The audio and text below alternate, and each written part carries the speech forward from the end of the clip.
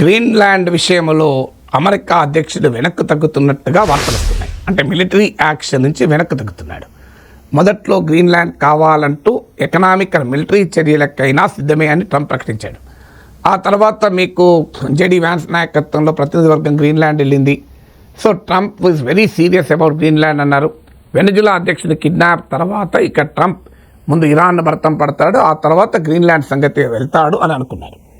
ఎందుకంటే వాస్తవంగా గ్రీన్లాండ్ను ఆక్రమించుకోవడం అమెరికాకు అసలు సమయం కూడా పట్టదు, ఆలోచించాల్సిన అవసరం కూడా లేదు. ఇరాన్ విషయంలోనైనా కాస్తంత రిటాలియేషన్ ఉంటుందేమో అని అనుమానించవచ్చు. ఎందుకంటే గ్రీన్లాండ్లో ఆల్రెడీ అమెరికన్ మిలిటరీ బేస్ ఉంది. డెన్మార్క్ అమెరికాకు మధ్య లాంగ్ టర్మ్ మిలిటరీ ట్రీటీ కూడా ఉంది, కొత్త ఏమీ లేదట. సో ట్రంప్ వెనజులా ఆపరేషన్ తర్వాత గ్రీన్లాండ్ ఇవ్వకపోతే దేనికైనా తెగిస్తాడు, తన మిత్ర దేశాలని కూడా ఆలోచించకుండా అటాక్ చేస్తాడేమో అనుకున్నారు. ఒకవేళ ట్రంప్ అటాక్ చేస్తే యూరప్ మిలిటరీ ఆప్షనే లేదు, అమెరికాతో యుద్ధం చేసే సీనే లేదు. ఎందుకంటే నాటో బలగాల్లో అమెరికాని ఓవర్వెల్మింగ్, అసలు యూరప్ సొంత సెక్యూరిటీ అమెరికాకి అవుట్ సోర్స్ చేసింది. అందువల్ల ఇప్పుడున్న పరిస్థితుల్లో డెన్మార్క్ కానీ లేదా ఎంటైర్ యూరప్ కలిసి వచ్చిన అమెరికాను ఎదిరించేటువంటి ప్రసక్తి అయితే లేదు. సో అందువల్ల అటువైపు ఆల్రెడీ రష్యా నుంచి ఒత్తిడి వస్తుంది, ఇటు అమెరికా నుంచి కూడా ఒత్తిడి వస్తే యూరప్ శాండ్విచ్ అయిపోతుంది. సో అందువల్ల మీకు ట్రంప్ రెచ్చిపోతున్నాడు. యూరప్ బలహీనత అర్థమైంది ట్రంప్కు, యూరప్ వల్నరబిలిటీ అర్థమైంది కనుక ట్రంప్ ఎక్కడ లేని దూకుడు ప్రదర్శిస్తున్నారు అనుకున్నారు. కానీ సడన్గా ట్రంప్ టారిఫ్లతో గ్రీన్లాండ్ సమస్యను ఎదుర్కొందామనే నిర్ణయానికి వచ్చి గ్రీన్లాండ్ విషయంలో తనను ప్రతిఘటిస్తున్న యూరోపియన్ కంట్రీస్ పైన France, UK, Germany, Finland, Sweden, Norway, Netherlands, Denmark వీటిపైన 10% టారిఫ్ విధించాడు. మీకు జూన్ వరకు గ్రీన్లాండ్ అప్పచెప్పకపోతే 25%కు టారిఫ్లు పెంచుతాను అని హెచ్చరించాడు. సో మరి ఇప్పుడు ఆ టారిఫ్లతో ఈ సమస్యను పరిష్కరించుకోమని ఎందుకు చూస్తున్నాడు? ఎందుకు Trump checking out of military action on Greenland అంటూ ఇంటర్నేషనల్ మీడియాలో వార్తలు వస్తున్నాయి. మిలిటరీ చర్య నుంచి ట్రంప్ వెనక్కు తగ్గుతున్నాడు అని. ఎందుకంటే ఈ మధ్య ఒక విలేకరులు అడిగితే మీరేమి గ్రీన్లాండ్ పైన మిలిటరీ చర్య తీసుకుంటారా అంటే నో కామెంట్ అన్నాడు. సాధారణంగా అది ట్రంప్ స్టైల్కు భిన్నం. ట్రంప్ నో కామెంట్ అన్నాడు, వై నాట్ అటాక్ అంటుంటాడు. సో ట్రంప్కు ఎగ్జాగరేటెడ్గా మాట్లాడడం తెలుసు తప్ప దాన్ని తగ్గించి మాట్లాడడం తెలియదు. నిజంగానే అటాక్ చేయదలుచుకుంటే నో కామెంట్ అనే స్వభావం కాదు ట్రంప్ది. ఇరాన్ విషయంలోనైనా తాను 2 వీక్స్లో డిసిషన్ తీసుకుంటానని చెప్పి 2 డేస్లో అటాక్ చేశాడు. అదేమో వ్యూహాత్మకం, ఇరాన్ అన్ప్రిపేర్డ్గా ఉండాలి. గ్రీన్లాండ్ విషయంలో ఈ వ్యూహాత్మక జాగ్రత్తలు తీసుకోవాల్సిన అవసరం ట్రంప్ లేదు. చెప్పి అటాక్ చేసినా కూడా యూరప్ ఏమీ చేయలేని పరిస్థితి. అయినా ట్రంప్ మరి ఎందుకు మిలిటరీ చర్యకు ఆలోచిస్తున్నాడు గ్రీన్లాండ్ విషయంలో? వెనజులా పరిణామాల తర్వాత అందరికీ అర్థమైంది, అమెరికా తలుసుకుంటే ఎవరినైనా ఏ కంట్రీ అయినా అటాక్ చేయడం, ఏదో చైనా, రష్యా మినహాయిస్తే చాలా దేశాలను అమెరికా ఈ సింపుల్గా ఎదుర్కోగలుగుతుంది. అందువల్ల కానీ ఏంటంటే కొన్ని కారణాలు స్పష్టంగా కనబడుతున్నాయి. ఒకటి, ట్రంప్ ఊహించిన దానికన్నా ఎక్కువగా యూరప్ యునైటెడ్గా ట్రంప్ గ్రీన్లాండ్ విషయంలో ప్రతిఘటిస్తుంది. సో యూరప్ యునైటెడ్ రెసిస్టెన్స్ మొదటి కారణం. సో యునైటెడ్ రెసిస్టెన్స్ అంటే అది మిలిటరీ రెసిస్టెన్స్ కాదు, అంటే అమెరికా దూకుడుకు మిలిటరీ ప్రతిఘటన కాదు, ట్రంప్ దూకుడుకు మిలిటరీ కళ్ళం వేయము కాదు. కానీ యూరోపియన్ సింబాలిక్ రెసిస్టెన్స్ అయినా చాలా యునైటెడ్గా రెసిస్ట్ చేస్తున్నారు. యూరోప్ ఈజ్ మీకు ఈవెన్ ఉక్రెయిన్ విషయంలోనైనా యూరోప్లో డివిజన్ ఉంది. అంటే యూరోపియన్ ఫోర్సెస్ ఉక్రెయిన్కు మద్దతుగా ఉండాలి అంటే, ఎందుకంటే రష్యా నుంచి ఎక్కడైనా థ్రెట్ ఉంటుందేమో, మనం వెళ్ళి యుక్రెయిన్లో రష్యా ఏం చేస్తుందన్న భయం యూరోపియన్ కంట్రీస్. కానీ ఇక్కడికి వచ్చే వరకు ఆ డివిజన్ కూడా లేదు. ఎందుకంటే అమెరికా తమ పైన దాడి చేస్తుందా అనేది అనుమానాస్పదం యూరోప్ కూడా.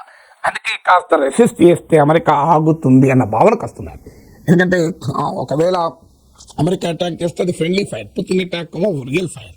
సో అందువల్ల ప్రెసిడెంట్ ట్రంప్ ఒకవేళ యూరోప్ అటాక్ చేయాలనుకుంటే అమెరికాలో కూడా తీవ్ర వ్యతిరేకత వస్తుంది. ఇప్పటికి ఆల్రెడీ వివిధ సర్వేలు చెప్తున్నాయి, మెజారిటీ అమెరికన్స్ గ్రీన్లాండ్ పైన అటాక్ చేయడం న్యాయం కాదు, గ్రీన్లాండ్ పైన ట్రంప్ దూకుని అప్రూవ్ చేయడం లేదు. ట్రంప్ రేటింగ్స్ 43%కు పడిపోయాయి.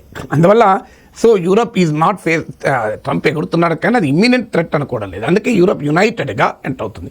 అది కూడా కాకుండా గ్రీన్లాండ్ విషయంలో కనుక మనం అమెరికా దూకుని ఆపకపోతే ఇక మిగతా కంట్రీస్ కూడా అమెరికా నుంచి ప్రమాదం ఉండవచ్చు, ఎవరినైనా ట్రంప్ బుల్లీ చేయొచ్చన్న భయం కూడా ఉంది. ఎందుకంటే ఇక రష్యా నుంచి తమను కాపాడేవాడే ఎవడు ఉండడు అనే నిర్ణయానికి కూడా వచ్చారు. అందుకే యూరోపియన్ కంట్రీస్ యునైట్ అయ్యాయి. డెన్మార్క్ చెందిన గ్రీన్లాండ్లోకి 7 యూరోపియన్ కంట్రీస్ 50 ఫోర్సెస్ పంపించాయి. ఫ్రాన్స్ అధ్యక్షుడు ప్రకటించాడు మరింత naval, air force, land assets పంపిస్తున్నామని. సో యూరోపియన్ కంట్రీస్ ఒక సింబాలిక్ యునైటెడ్ అసిస్టెన్స్ ద్వారా ట్రంప్ను ఒక ఎంబ్రాసింగ్ సిచ్యువేషన్లకు నెట్టబోయేశాడు. మిలిటరీ పవర్ ఉండొచ్చు, కానీ తన మిత్ర దేశాలందరినీ అటాక్ చేస్తూ పోవాలి. ఇది గ్లోబల్ డిప్లొమసీలో అంత సులభం కాదు. మిలిటరీ పవర్ ఒక్కటే సరిపోదు. సో అన్ని యూరోపియన్ కంట్రీస్ అమెరికా మిత్ర దేశాలు. సో వారితో సంబంధాన్ని తాకట్టులో పెట్టి గ్రీన్లాండ్ కొరకు ఏకపక్ష అటాక్ అమెరికా చేస్తానికి అంత సులభంగా సిద్ధపడదు. ఇది మొదటి సెకండ్ ఆస్పెక్ట్. అంటే డెన్మార్క్ కూడా మేము సిద్ధంగా లేము, మేము అంగీకరించమంటున్నారు. గ్రీన్లాండ్లోనైతే తీవ్ర నిరసనలు వ్యక్తమవుతున్నాయి. మేక్ అమెరికా గ్రేట్ అగైన్ మాగానే మేక్ అమెరికా గో అవే అంటూ గ్రీన్లాండ్లో భారీ ఎత్తున ప్రదర్శనలు కూడా జరిగాయి. సో అందువల్ల రెండవ ఫ్యాక్టర్ ఏంటంటే కేవలం యూరోపియన్ రెసిస్టెన్సే కాదు, విత్ ఇన్ గ్రీన్లాండ్ కూడా తీవ్రమైన రెసిస్టెన్స్ ఎదుర్కోవచ్చు. అంటే మీకు అమెరికా ఆక్యుపై చేస్తే గ్రీన్లాండ్ ప్రజలు తిరగబడే అవకాశం ఉంటుంది. సో అది మీకు క్లియర్గా ట్రంప్కి ఛాలెంజ్గా మారవచ్చు. మూడవది, ఇంతకుముందు చెప్పినట్లు అమెరికాలోనే ప్రజలు గ్రీన్లాండ్ యాక్షన్ను అప్రూవ్ చేయడం లేదు. మీకు ట్రంప్ రేటింగ్స్ పడిపోతున్నాయి. ఇటీవల సర్వేలు చూస్తే మెజారిటీ అమెరికన్లు గ్రీన్లాండ్ విషయంలో ట్రంప్ వ్యాఖ్యలు తప్పుపడుతున్నారు. సో అందువల్ల డొమెస్టిక్ పబ్లిక్ ఒపీనియన్ కూడా వ్యతిరేకంగా ఉంది. 2026లో అమెరికాలో ఎలక్షన్స్ ఉండగా సో గ్రీన్లాండ్ పైన అటాక్ చేస్తే దాని నెగిటివ్ ఇంప్లికేషన్స్ ఉండవచ్చు అని. ఇక నాలుగవది, యూరప్, రష్యా, చైనా భవిష్యత్తులో ఏకమవటానికి దారి తీయచ్చు, ఇమీడియట్గా కాకపోయినా. ఎందుకంటే ట్రంప్ ఏమో గ్రీన్లాండ్ విషయంలో దూకుడుగా ముందుకొస్తే పుతిన్ ఏమో యూరోపియన్ కంట్రీస్కి అనుకూలంగా ఉన్నారు. ఉక్రెయిన్ విషయంలో రష్యా వర్సెస్ యూరోప్ నడుస్తుంటే మీకు గ్రీన్లాండ్ విషయంలో రష్యా ఈ సపోర్టింగ్ యూరోప్ స్టాండ్, ట్రంప్ను వ్యతిరేకిస్తున్నది, అమెరికాను వ్యతిరేకిస్తున్నది. ఇది చాలా ఇంట్రెస్టింగ్ డైమెన్షన్గా మారిపోయింది. ఇది నాలుగవది. ఐదవది, మీకు గ్రీన్లాండ్ పైన అటాక్ చేయడం కాంగ్రెస్లో కూడా వ్యతిరేకత, అమెరికన్ పార్లమెంట్లో కూడా. మరి ఇప్పటికే ఇంటర్నేషనల్ ఎకనామిక్ ఎమర్జెన్సీ యాక్ట్ ఉపయోగించి టారిఫ్లు విధించడం పైనే అమెరికన్ సుప్రీంకోర్టులో కేసు నడుస్తుంది. ఇప్పుడు గ్రీన్లాండ్లో మిలిటరీ యాక్షన్కి వెళితే మీకు ఇరాన్ విషయం వేరు, మీకు ఇతర దేశాలు వేరు. సో గ్రీన్లాండ్ విషయంలో కనుక మిలిటరీ యాక్షన్కి వెళ్తే అమెరికన్ పార్లమెంట్ కాంగ్రెషనల్ అప్రూవల్ చాలా ఛాలెంజ్గా మారిపోయేటువంటి అవకాశం ఉంటుంది. ట్రాన్స్ అట్లాంటిక్ పార్ట్నర్షిప్ లాంగ్ టర్మ్లో బ్రేక్ అయ్యే అవకాశం ఉంటుంది. గ్లోబల్ రీఅలైన్మెంట్ ఆఫ్ ఫోర్సెస్ కూడా దారి తీసే అవకాశం ఉంటుంది. అది లాంగ్ టర్మ్ స్ట్రాటజిక్ ఇంప్లికేషన్స్ కూడా అమెరికాకు చాలా కాస్ట్లీ అవుతుంది. ఎందుకంటే మీకు ఇజ్రాయెల్, ఖతార్పై దాడి చేయడంతోనే అరబ్ దేశాలు అమెరికా పైన విశ్వాసం తగ్గి సొంతగా అరబ్ ఇస్లామిక్ నాటో గురించి ఆలోచిస్తున్నారు. అందువల్ల మీకు ఈ గ్రీన్లాండ్ పైన ట్రంప్ దాడి చేస్తే ఖచ్చితంగా యూరోపియన్ పబ్లిక్ ఒపీనియన్ ట్రంప్కు వ్యతిరేకంగా మారుతుంది. యూరోపియన్ కంట్రీస్ పైన ప్రెషర్ పెరుగుతుంది. యూరోపియన్ కంట్రీసే అమెరికాతో తమ పాలసీస్ను రీథింక్ చేసుకోవాల్సి ఉంటుంది. అప్పుడు ఆటోమేటిక్గా చైనా, రష్యా మద్దతుగా ముందుకు వస్తాయి. ఉక్రెయిన్ ఇష్యూ కంప్లీట్గా పక్కకు పోతుంది. సో అందువల్ల ఈ పరిణామాల వల్ల కూడా ట్రంప్ అమెరికా మిలిటరీ యాక్షన్కు కాస్త వెనుకాడుతున్నట్టుగా కనబడుతుంది.